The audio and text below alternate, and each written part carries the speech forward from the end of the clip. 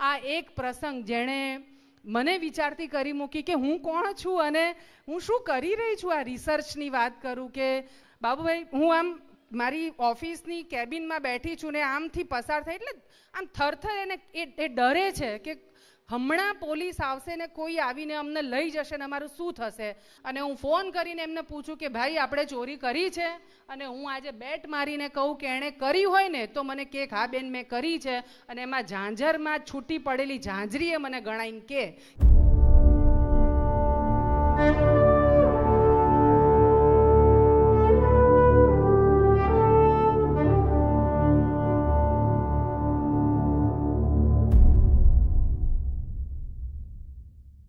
અને એક બેન છાપરામાં બધે પાણી, ચોમાસાનો જ એલી થયેલી સતત 7-1 દિવસ વરસાદ, અને એક બેન છાપરામાં એક નાનકડું બચ્ચું 3-4 દિવસનું જન્મે થયું હશે, એ એટલું બધું રડે એને લઈને મારી સામે બેઠેલી, અને મને વાત કરવામાં ડિસ્ટર્બ થતું હતું. એટલે મેં પેલી બેનને કહ્યું કે તું આને જરાક ધવડાવ ને, એમ આટલું બધું રડે છે તો.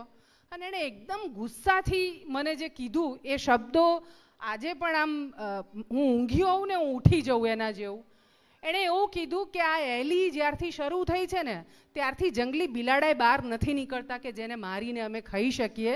મેં 4 દાડાથી કાંઈ ખાધું નથી તો ધાવણ ક્યાંથી આવે તે હું મારા બાળકને ખવડાવું. મને પેલું કહેવાય ને એકદમ મગજ શૂન્ય. એક વખત માટે એવું થયું કે આપણે તો કઈ પરંપરા સાથે જીવવાવાળા વ્યક્તિઓ છીએ. શેરીમાં કૂતરીને બચ્ચા ગલુડિયા જન્મે એટલે આપણે 15 દિવસ સુધી શીરો કે કાંઈ પણ આમ ખવડાવીએ એને, એના માતૃત્વને આપણે સન્માનીએ છીએ એ રીતે, ને આપણે માનીએ છીએ કે આપણી એ ફરજ છે.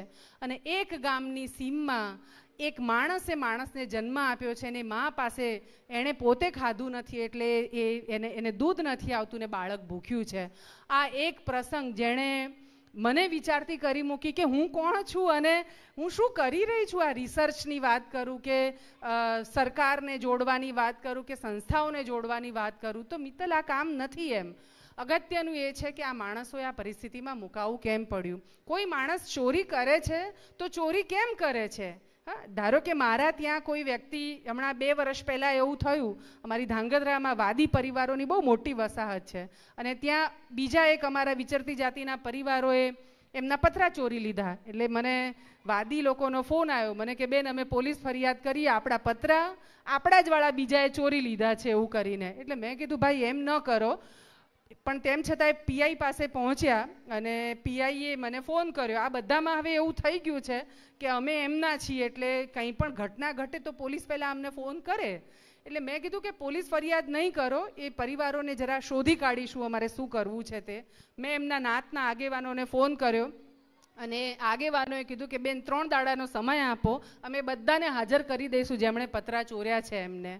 3 દિવસ પછી અમદાવાદ મારી ઓફિસ પર એ પતરા ચોરનાર જે 5 પરિવારો હતા, એમના બાળકો બહેનો બધા, એટલે પતિ પત્ની ને બાળકો સાથે એ 5 પરિવાર મારા કેમ્પસમાં દાખલ થાય છે ને બાબુભાઈ, હું આમ મારી ઓફિસની કેબિનમાં બેઠી છું ને આમથી પસાર થાય એટલે આમ થરથર એને એ ડરે છે કે હમણાં પોલીસ આવશે ને કોઈ આવીને અમને લઈ જશે ને અમારું શું થશે.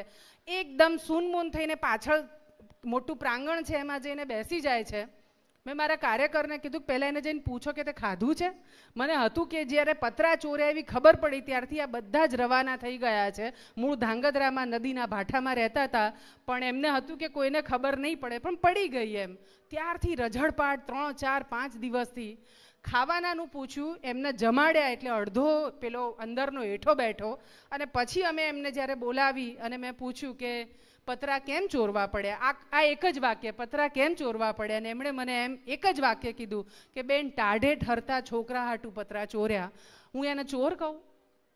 મને એમ છે કે સમાજ તરીકે આપણે બધા એના માટે રિસ્પોન્સિબલ છીએ કે એને આપણે વસ્તુઓ આપવામાં ક્યાંક ઊણા ઉતર્યા છે. સમાજ, સરકાર બધા જ કે એને આ પ્રકારની પરિસ્થિતિમાં મુકાવવું પડ્યું. તમે આખા વિશ્વની જેલમાં જાઓ, ભારતની જેલમાં જાઓ, સુરતની કે સાબરમતી જેલમાં પણ જશો તો જે ગુના કરવાવાળા વ્યક્તિઓ છે ને એમાં રીઢા જેને કહી શકાય ને એવા માત્ર 1-2% હશે. બાકી બધા જ આ વખાના માર્યા ક્યાંક ગૂંચવણમાં પડી ગયેલા હોય ને એ પ્રકારના હશે. પણ મુદ્દો એ થાય છે કે સમાજ તરીકે શું આપણો ટ્રીટ બધાને એક જ જેવી મળે છે ટ્રીટમેન્ટ. હું તો એમાં પણ નથી માનતી કે બધાને એક જેવી ટ્રીટમેન્ટ ન હોવી જોઈએ.